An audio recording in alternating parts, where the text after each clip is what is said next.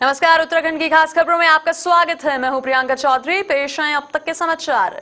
भाजपा के राष्ट्रीय अध्यक्ष जेपी नड्डा के उत्तराखंड आगमन पर पार्टी कार्यकर्ताओं द्वारा भव्य स्वागत भी किया गया। इस अवसर पर मुख्यमंत्री त्रिवेंद्र सिंह रावत ने कहा है कि न सिर्फ पार्टी के कार्यकर्ता बल्कि आम लोग भी जेपी नड्डा का स्वागत कर रहे हैं। उन्होंने कहा है कि समाज का हर वर्ग भाजपा के राष्ट्रीय अध्यक्ष का तहे दिल से स्वागत कर रहा है और इसी बात का सबूत सड़कों पर लोगों की मौजूदगी बता रही है।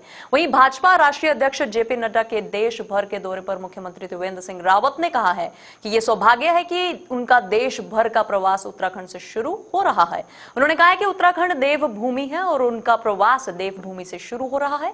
प्रदेश अध्यक्ष बशीधर भगत ने कहा है कि कार्यकर्ताओं का जोश देखकर साफ पता चलता है कि अपने नेता को लेकर उनमें कितना उत्साह है और यही सोच और यही उत्साह 2022 में भाजपा को दोबारा सत्ता में वापस लाएगा। राष्ट्रीय अध्यक्ष के दौरे को लेकर बशीधर भगत का कहना है कि उनके दौरे से एक नई दिशा मिलेगी और कार्यकर्ता उत्साह से कार्य करेंगे।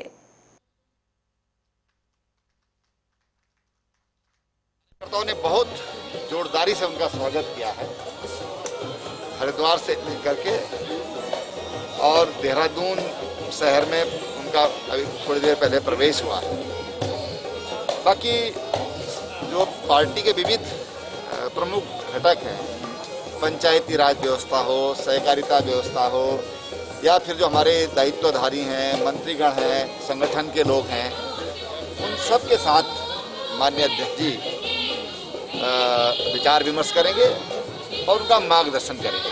पूरे मार्ग में मैं कल्पना नहीं कर सकता, इतना भव्य स्वागत हुआ है, मतलब मैं कह नहीं सकता उसके बारे में। फूलों की वर्षा, तमाम हारों की वर्षा, हर स्थान पर मानव श्रृंखला लगी हुई और बहुत ज्यादा जबरदस्त उत्साह कार्यकर्ताओं का। मैं बहुत बहुत धन्यवाद करता हूँ अपने कार्यकर्ताओं को, अपने क्षेत्र की महान। राजधानी में बढ़ते अपराधों पर अंकुश लगाने के लिए देहरादून पुलिस नए नए तरीके अपनाकर बदमाशों पर शिकंजा कसने को मजबूत हो गई है। इसी कड़ी में अब दून पुलिस ऑपरेशन थर्ड आई के नाम से विशेष अभियान शुरू करने जा रही है। इस अभियान के तहत संवेदनशील स्थानों को चिन्हित कर वहां हाईटेक नाइट विजन सीसीटीवी कैमरे लगाए जाएंगे। इसके साथ ही जनपद के सभी थाना चौकी क्षेत्रों में उन स्थानों को भी चिन्हित किया जा रहा है जहां दूर दूर तक सीसीटीवी कैमरास नहीं लगे हैं। अब सभी थाना प्रभारी को टास्क दिया जाएगा कि वे क्षेत्र जनप्रतिनिधियों और जनता के सहयोग से अधिक सीसीटीवी कैमरे लगाने का काम करें। डीआईजी अरुण मोहन जोशी ने ऑपरेशन थर्ड आई को लेकर कहा है कि सभी पुलिस प्रभारियों को 15 दिनों का समय दिया गया है और इस दौरान इस बात का प्रयास किया जाएगा कि जनपद का ऐसा कोई संवेदनशील इलाका न छूट जाए जहां सीसीटीवी कैमरा न लगा हो। इस अभियान का मुख्य उद्देश्य अपराध की रोकथाम के साथ साथ घटना करने वाले बदमाशों के अंदर खौफ पैदा करना भी है।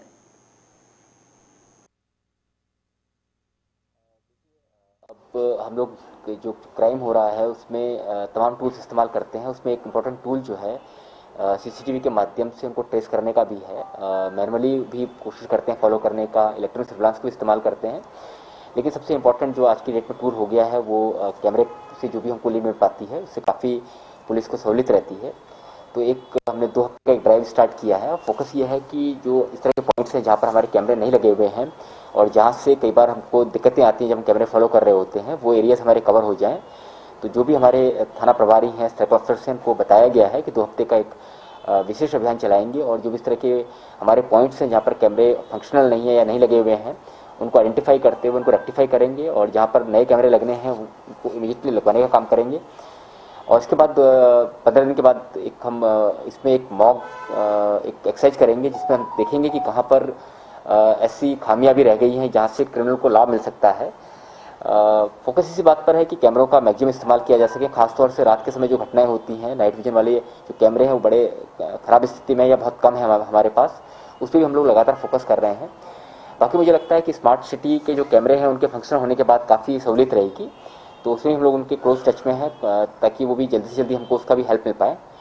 ये एक्सरसाइज 2 हफ्ते बाद कंप्लीट हो जाएगी। उसके बाद मॉक टेस्ट में जो भी बातें रहेंगी उस हिसाब से आगे कार्रवाई करेंगे इसमें।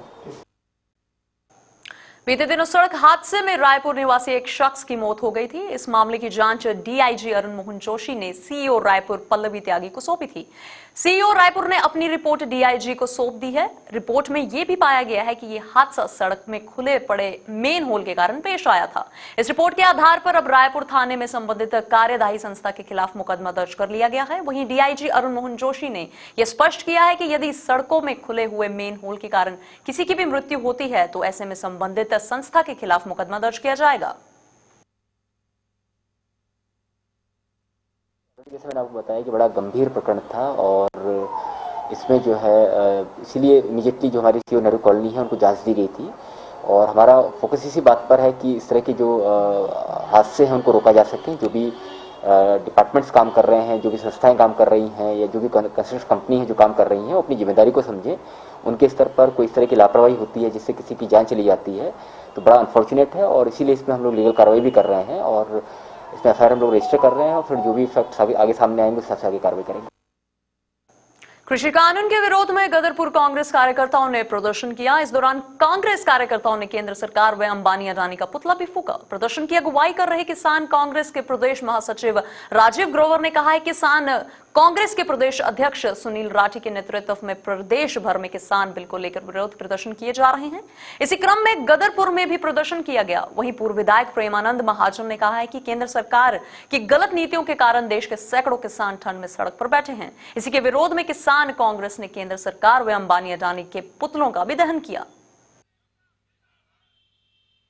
लोगों ने आज का जो पुतला नरेंद्र मोदी अंबानी अडानी के फूके हैं और इसलिए फूके हैं क्योंकि जो हमारे किसान भाई इस समय दिल्ली में धरना दे रहे हैं उनके साथ जो भारतीय जनता पार्टी नरेंद्र मोदी के सरकार के लोग जो व्यवहार कर रहे हैं वो कतई न्यायोचित नहीं है और न्यायपूर्ण नहीं है। इसलिए केंद्र सरकार के विरोध करने के लिए और हमारे जो किसान भाई लोग इस समय आंदोलन कर रहे हैं, पूरे ठंड में वहाँ सड़कों पे सो रहे हैं, तो उनको समर्थन करने के लिए हम लोगों ने फूका है। बाकी कांग्रेस पार्टी ने पहले से ही इस काले कानून का जो विरोध किया है और कांग्रेस पार्टी का स्टैंड भी यही है कि इस कानून को वापस कराया जाए किसानों के हित में, इसलिए हम लोगों ने।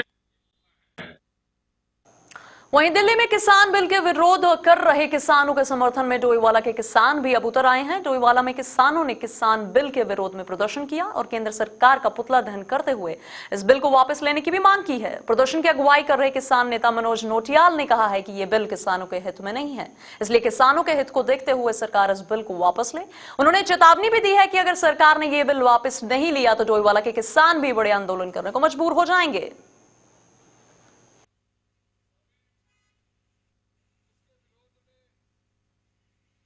डोईवाला के सभी किसानों ने जो किसान संयुक्त मोर्चा के बैनर तले आज यहाँ पर देखा होगा चौक पर पुतला दहन का कार्यक्रम किया। ये हम सब किसान लोगों ने परसों मीटिंग करी थी कि जो हमारे किसान भाई जो पंजाब, हरियाणा, यूपी, उत्तराखंड और अन्य राज्यों से जो दिल्ली पहुँच रहे हैं उनके समर्थन के लिए जो किसान लोग वहाँ नहीं पहुँच पाए, हम लोगों ने उसके समर्थन पर यहाँ पर पुतला दहन किया। सरकार का पिछले 4-5 दिनों से वार्ता कर रही है।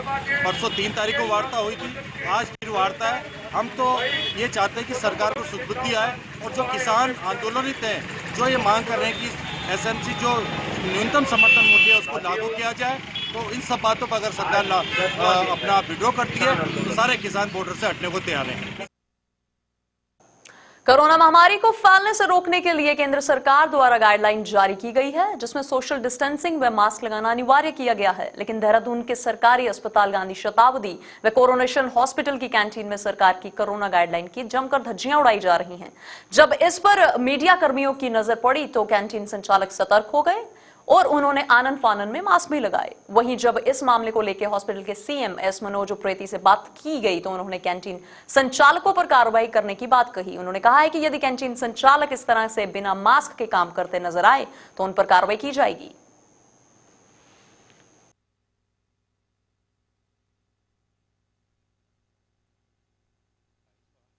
कल ही जो है इसको कसेंगे जरा इस मामले को।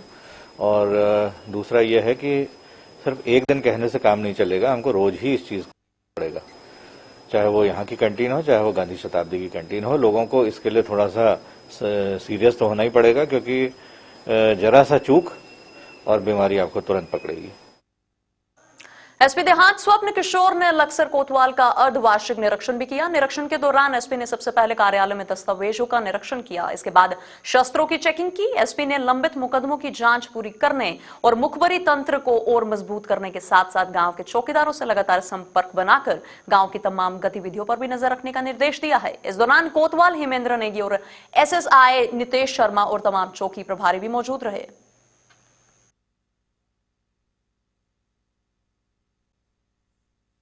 लक्सर कोतवाली का अर्धवार्षिक निरीक्षण किया जा रहा है, जिसमें विशेष रूप से असलहों के रखरखाव के बारे में ज़्यादा ध्यान दिया जा रहा है, क्योंकि हमारे शस्त्र यदि बेहतर स्थिति में हैं तो आपातिक स्थितियों में वो हमारी और आम जनता की सुरक्षा कर सकेंगे। रखरखाव संतोषजनक पाया गया है, फिर भी और बेहतर रखरखाव के लिए निर्देशित किया गया है। साथ ही जो मालखाने के अन्य उपकरण हैं, जैसे आपदा संबंधी या बचाव आदि संबंधी, उन सभी उपकरणों को और बेहतर स्थिति में समय समय पर उनको धूप दिखाए जाने, ताकि उनमें फफूंद या फंगल की स्थितियां डेवलप ना हो सकें, निर्देशित किया गया है। उच्च हिमालय क्षेत्रों का राजा कहा जाने वाला दुर्लभ वन्य जीव हिम तेंदुआ यानी कि स्नो लेपर्ड की प्रथम चरनी की गिनती भी शुरू कर दी गई है। ये गिनती गंगोत्री नेशनल पार्क सहित पिथौरागढ़ और चमेली में स्थित पार्कों में की जा रही है। इस काम के लिए वन विभाग की अलग अलग टीमें भी बनाई गई हैं, जिन्होंने पार्क के नीलांक सहित गंगोत्री ग्लेशियर सहित और स्नो लेपर्ड के किल और पगमार्क सहित भरड़ की संख्या में जायजा लिया है। गंगोत्री नेशनल पार्क के रेंज अधिकारी प्रताप सिंह पवार के मुताबिक गंगोत्री नेशनल पार्क के अंतर्गत पहले चरण में स्नो लेपर्ड की गिनती के तहत की गई। रेकी में स्नो लेपर्ड को पगमार्क और किल अच्छी संख्या में मिले हैं। साथ ही स्नो लेपर्ड के मुख्य भोजन भरड़ की संख्या भी सकारात्मक है। साथ ही भारत सरकार के निर्देशानुसार अलग अलग टीमों ने पार्क के सभी क्षेत्र में रेकी भी की है और गिनती का यह अभियान अभी भी जारी है।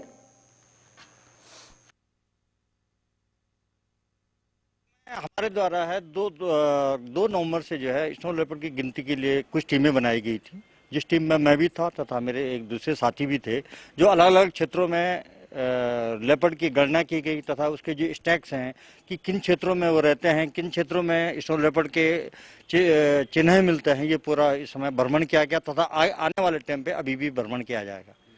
हाँ, ये जरूर है कि स्नो लेपर्ड जो है जब ज़्यादा बर्फबारी होती है, क्योंकि उसके जो प्रिय भोजन है बरड़, वो जो है गंगोत्री के आसपास या 10,000 के आसपास अपना आ जाते हैं। इसी कारण स्नो लेपर्ड भी अपने भोजन के लिए जो है नीचे की ओर आ जाता है।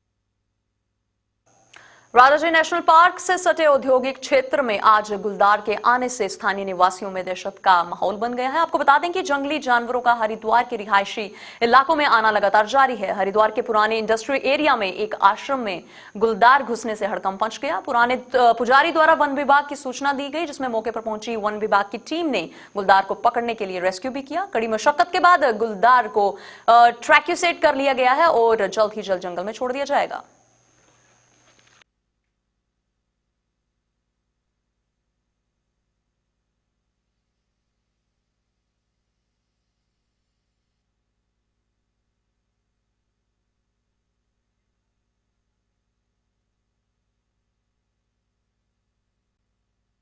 पर यहाँ पे दिखाई दिया है, जो प्रथम दृष्टया देखने में फीमेल प्रतीत हो रहा है। लगभग 30 से 35 किलो इसका वजन है, जिसे हमने ट्रंकुलाइज किया है और अभी हम जो है इसको अपने रेस्क्यू सेंटर चिड़ियापुर में ले जा रहे हैं।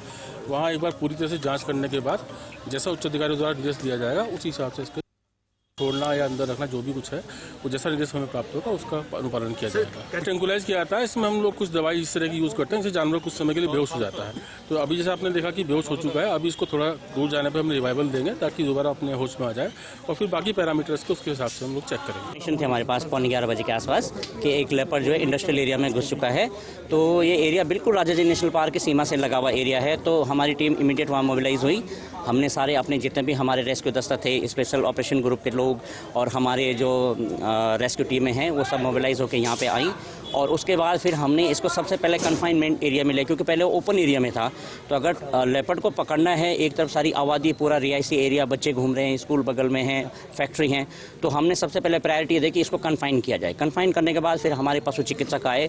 उससे पहले हम लोगों ने फायर ब्रिगेड का भी सहारा लिया, क्योंकि पानी की बौछार से भी हमने इसका प्रयोग किया ताकि वो सेफली केज में आ जाए, लेकिन वो ऑप्शन कारगर नहीं हुआ तब फाइनली हम लोग ट्रैंकुलाइज के लिए गए। डॉक्टर ध्यानी ने इसमें बड़ा सहयोग किया है और सक्सेसफुली जो है इस लेपर्ड को हमने ट्रैंकुलाइज किया। अब एज क्या होगी वैसे? इसके 5 से 4 अभी इसको देख लेते हैं, ये तो अभी हम लोग लेके गए हैं, पर इसको उसका मेडिकल करने के बाद इसके पूरे विवरण थे। इसमें हमारी हरिद्वार प्रभाग की सारी टीम है, हरिद्वार रेंज की टीम है, SOG की टीम थी हमारी, और हमारा जो स्पेशल ऑपरेशन ग्रुप की टीम है वो लोग लगे हुए थे। फिर साथ में पुलिस का और अन्य लोग भी जो यहाँ के लोकल लोग हैं उनका सहारा लिया हम लोगों ने और फाइनली इसको ट्रैंकुलाइज।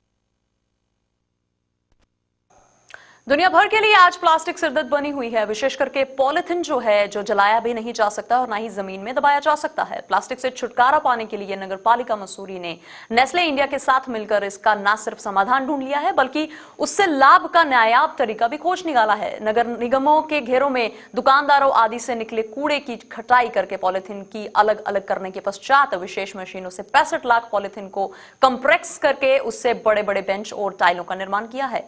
पॉलिथीन से बने इन बेंच और टाइलों को मसूरी के मॉल रोड पर लगाया जा रहा है, जो तो मजबूत तो है ही है, साथ में सुंदर भी हैं। मसूरी पालिका अध्यक्ष अनुज गुप्ता ने बताया है कि अभी 25 स्थानों को चिन्हित किया गया है, वहां इन बेंचों को ट्राई के तौर पर लगाया जाएगा। अगर यह सफल रहा तो एक बड़ी समस्या से छुटकारा मिलेगा और पर्यावरण को भी काफी फायदा पहुंचेगा।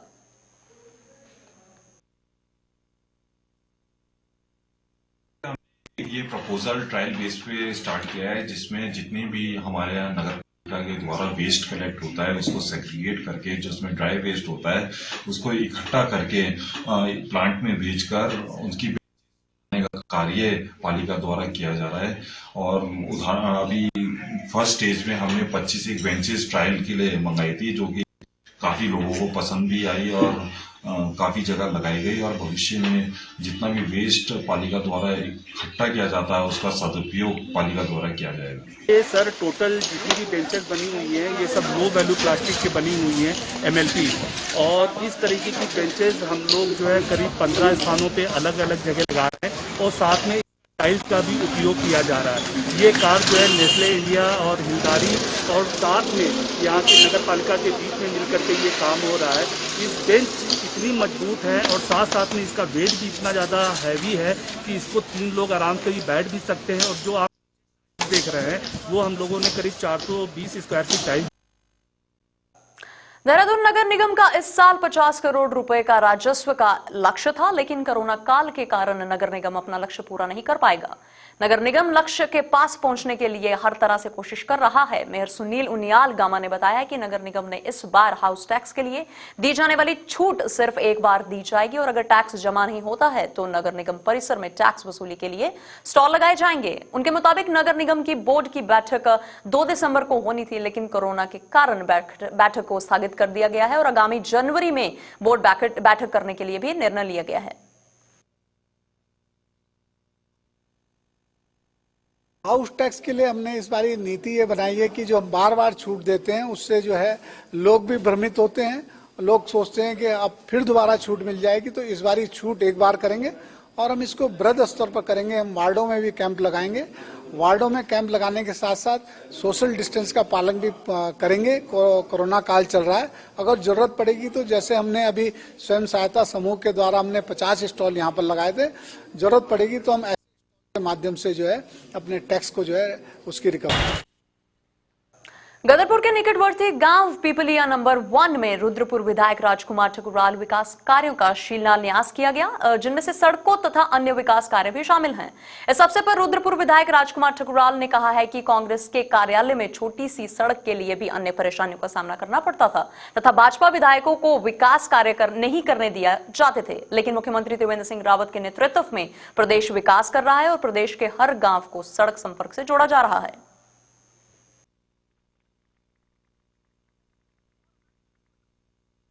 सड़कें आज तक कभी नहीं आई। मैं आज 9 साल, लगभग 9.25 साल से विधायक हूँ। 100 मीटर रोड के लिए हम तरसते थे, लेकिन मेरी उत्तराखंड की जीरो टॉलरेंस पे चलने वाली सरकार, मेरे माननीय मुख्यमंत्री त्रिवेंद्र सिंह रावत जी की सरकार आज सड़कों की इतनी बरसात कर रही है।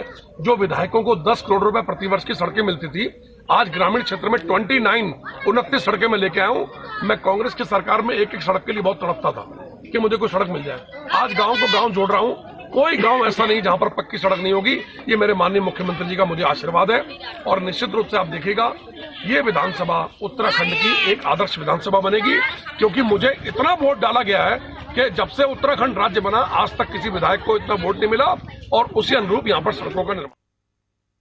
जिलाधिकारी आशीष श्रीवास्तव ने कार्यालय में जन जीवन मिशन योजना की समीक्षा बैठक ली। इस बैठक में शहर वासियों को योजना के तहत नल से जल की आपूर्ति जल्द से जल्द उपलब्ध करवाने की चर्चा की बात की गई। बैठक के बाद मीडिया को संबोधित करते हुए जिलाधिकारी आशीष श्रीवास्तव ने बताया कि शासन को डीपीआर भेज दी गई है और शहर के साथ सटे कुछ गांव में इस योजना का लाभ नहीं मिला था, इन गांव को डीपीआर भेज दी गई है। इसके साथ ही सभी आंगनबाड़ियों में भी योजना के तहत नल से जल की आपूर्ति की जाएगी। इसके लिए 20 दिसंबर तक सभी आंगनबाड़ी और स्कूलों में नल का कनेक्शन देकर जल की आपूर्ति किए जाने के भी निर्देश दिए गए हैं।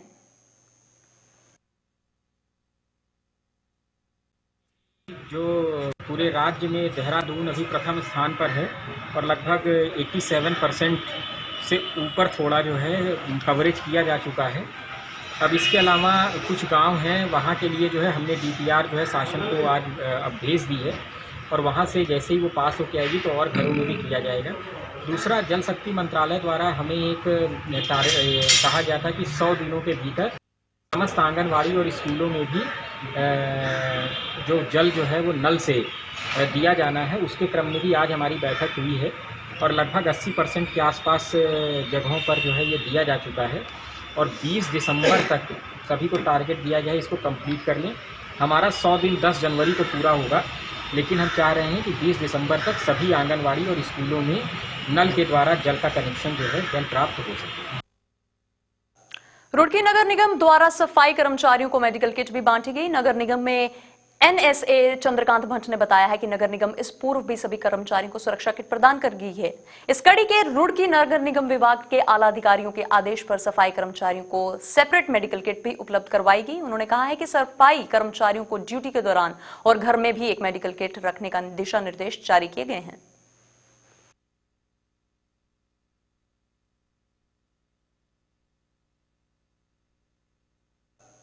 बकाया भुगतान को लेकर पिछले कई दिनों से सितारगंज के राजकीय ठेकेदार प्रदर्शन कर रहे हैं। अपनी इस मांग को लेकर ठेकेदार ने उप जिलाधिकारी सितारगंज मुक्ता मिश्रा से भेंट की और उन्हें ज्ञापन भी सौंपा। इन लोगों का आरोप था कि पिछले लगभग 1.5 साल से नगर पालिका में जितने भी ठेकेदारों द्वारा टेंडर पर विकास कार्य किए गए हैं उनका अभी तक भुगतान नहीं किया गया। इन लोगों द्वारा आरोप है कि जब बेवजह अपनी पेमेंट को लेकर नगर पालिका के अधिकारियों से बात करते हैं तो अधिकारियों द्वारा जांच किए जाने की बात कहकर टाल दिए जाते हैं, जिससे नगर पालिका सितारगंज में ठेकेदारों के लाखों रुपए फंसकर रह गए हैं। इन लोगों ने चेतावनी दी है कि अगर जल्द उनकी पेमेंट का भुगतान नहीं हुआ तो सभी राजकीय ठेकेदार आंदोलन करने को मजबूर हो जाएंगे। वहीं इस मुद्दे को लेकर नगर पालिका अध्यक्ष हरीश दुबे ने भी अपना 15वें दिन में अनिश्चितकालीन धरना जारी रखा हुआ है। अध्यक्ष हरीश दुबे का कहना है कि जांच के नाम पर जिले के अधिकारी एवं प्रतिनिधि के इशारे पर नगर पालिका सितारगंज के विकास कार्य रोके हुए हैं और ठेकेदारों को भुगतान नहीं होने दिया जा रहा है।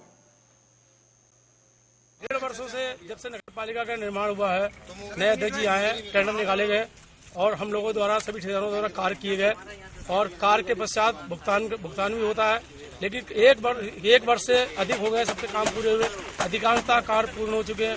लेकिन ईओ साहब से भी हमने अनुरोध किया, चेयरमैन साहब से अनुरोध किया, हमें बार बार आश्वासन नहीं दिया गया कि हम भुगतान आपका शीघ्र करेंगे। लिख के भी दिया और मुख्य से भी बात करी, लेकिन बड़ा खेद का विषय है कि हमारा साल भर 1.5 साल बीतने के बाद भी हमारा कोई भुगतान नहीं हुआ। विवश हो गया, हमें एसडीएम साहब से मिलना पड़ा और एसडीएम साहब से भी हमारी ये डिमांड है, जो हमारे काम कंप्लीट हो गए हैं, अगर कोई जांच चल भी रही है तो हमारा कुछ भुगतान रोक के भुगतान कर दिया जाए। हम जांच को भी तैयार है, अगर हमारे किसी ठेकेदार के काम में कोई कमी निकलेगी तो हमसे रिकवरी कर ली जाए, हमें कोई दिक्कत नहीं। हमको हो गए हैं, कोई शासन प्रशासन सुध नहीं ले रहा है और बिल्कुल ये मान लीजिए कि आप ये कह सकते हैं कि शासन और प्रशासन, मैं बिल्कुल आरोप लगाना चाहता हूं कि ये एक ऐसे प्रतिनिधि के जो है कि इशारे पर चल रहे हैं जिन्होंने जो है कि हमारे सारे विकास कार्यों को ठप कर दिया है और विकास कार्यों के लिए जहां एक और ठेकेदार परेशान है, दूसरी ओर गरीब परेशान है। आज तो ठेकेदार, मेरी जानकारी में आया कि सभी लोग उप जिलाधिकारी महोदय से मिलने गए थे अपने भुगतान की बात करने और अभी अब जो है कि मेरे पास बहुत सारे, आप ये देखिए घुमा के कैमरा अपना दिखा सकते हैं कि ये सारे वो लोग हैं जिनके आवास रुके हुए हैं। ये सारे लोग भी अभी उप जिलाधिकारी और जिलाधिकारी महोदय के पास जाने वाले हैं। इस तरीके से अगर अब इन्होंने जो है कि जल्दी हमारी मांगे पूरी नहीं करी तो ये आंदोलन अब जन आंदोलन बनने में देर नहीं। पालिका के जो ठेकेदार हैं उनकी सारे भुगतान 1 साल से रुके हुए हैं और काम 1 साल पहले से लेकर अब तक लगातार कर दिए गए। जांच हम कह रहे हैं चल रही है, हमारी ये मांग थी तो हम लोगों ने ये कहा कि 75% पेमेंट कर दी जाए और ठेकेदारों की सिक्योरिटी भी जमा है। उनकी हैसियत भी जमा है और 25% हम चाहते हैं कि हमारी पेमेंट भी रोक ली जाए। उत्तराखंड की खास खबरों में बस इतना ही। आप बने रहिए हमारे साथ। नमस्कार।